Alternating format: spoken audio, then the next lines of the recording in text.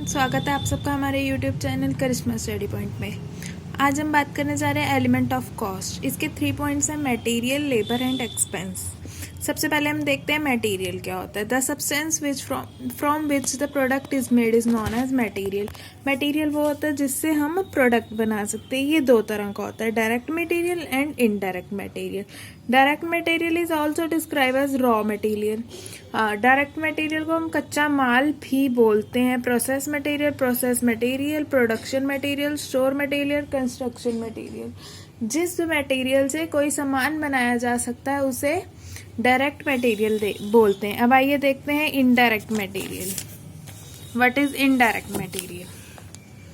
Indirect material, all material which is used for purpose of occurring the business which cannot be converted assigned to specific physical unit is termed as indirect material. Consumable good, oil, waste, painting and stationery are the few example of indirect material. Indirect material may be used in factory, office or selling and distribution division. Indirect material वो होता है जो काम से सीधा रूप से नहीं जुड़ा होता पर फिर भी उसकी ज़रूरत होती है।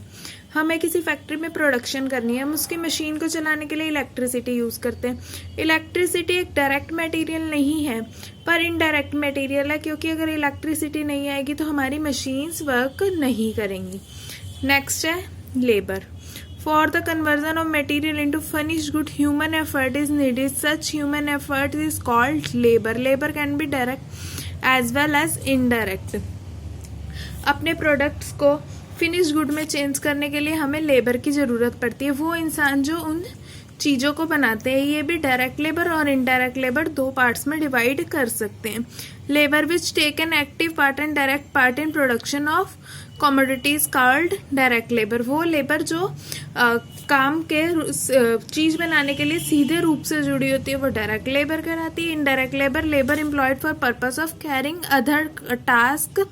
जो अदर टास्क को पूरा करने के लिए लेबर रखी जाती है उसे इनडायरेक्ट लेबर कहते हैं। जैसे सामान को बेचने के लिए हमें सेल्समैन की ज़रूरत भी होगी, फैक्ट्री के बाहर गार्ड की भी ज़रूरत होगी, और अगर कंपनी का काम ज़्यादा है, वो कोई ऑफिस खोल के बैठी है, ऑफिस में एडमिनिस्ट्रेटिव डिपार्टमेंट की ज़रूरत होगी, डायरेक्टर्स की ज़रूरत होगी।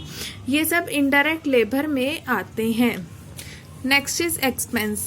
एक्सपेंस में भी सेम है, ये इट्स में भी डायरेक्ट और indirect. Direct expenses, there are expense which is directly convertible and when allocated to specific centre cost और कॉस्ट यूनिट। जो रॉ मटेरियल को परचेज करने के लिए हमारा एक्सपेंस लगता है वो सब डायरेक्ट एक्सपेंस में जाते हैं। But indirect expense, these are expense which can not be directly converted and allocated to cost centre और कॉस्ट यूनिट। इस एक्सपेंस का भी यही उदाहरण है कि प्रोडक्शन के लिए मशीन खरीदनी वो एक डायरेक्ट कॉस्ट है, पर मशीन चलाने के लिए लाइट का बिल भरना वो एक इनडायरेक्ट कॉस्ट है। अब आइए इसका चार्ट देखते हैं हम। Element of cost, material, labour and expense.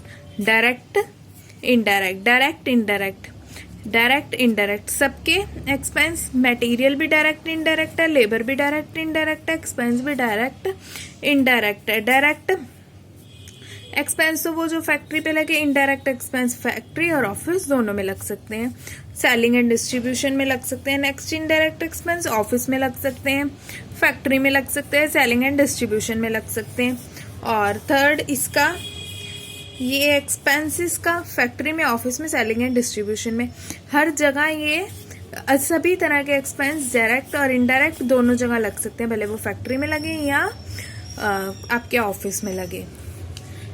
I hope आपको ये वीडियो पसंद आई होगी। अगर अच्छी लगी हो मेरी वीडियो तो आप इस चैनल को सब्सक्राइब करें, वीडियो को लाइक करें और शेयर कीजिए। Thank you.